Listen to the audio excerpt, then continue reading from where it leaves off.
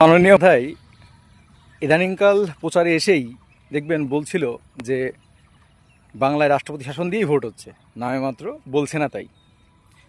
কিন্তু এটাও বাস্তব কথা যে এ যাবৎকালের সবচেয়ে বড় এবং সবচেয়ে বেশি কেন্দ্রীয় বাহিনী কিন্তু নামানো হয়েছে, এবং কমিশনের একটাই লক্ষ্য বাংলায় অবাধ শান্তিপূর্ণ ভোট করা। এটা কোনো অপরাধ নয়, অবাধ শান্তিপূর্ণ ভোট করা অপরাধ নয়।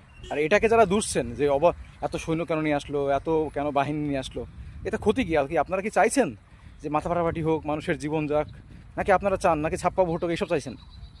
যদি এসব না চাইতেন তাহলে কিন্তু এগুলো বলতেন না। আমরা কিন্তু সবসময় শান্তিপূর্ণ, নিরপেক্ষ, যার ভোট সে দিতে পারবে সেটা চাই, তাই না? তাহলে এবারে হবে কমিশনের কাছে সবচেয়ে বড় চ্যালেঞ্জ যে এবারের ভোট শান্তিপূর্ণ হবে কিনা। আর আপনি কি মনে করেন এত সেনাবাহিনী দিয়েও মানুষের মৃত্যু, রক্ত, মানুষের কলহ, ছাপ্পা, এগুলো সব বন্ধ করা যাবে? আপনার কি মতামত?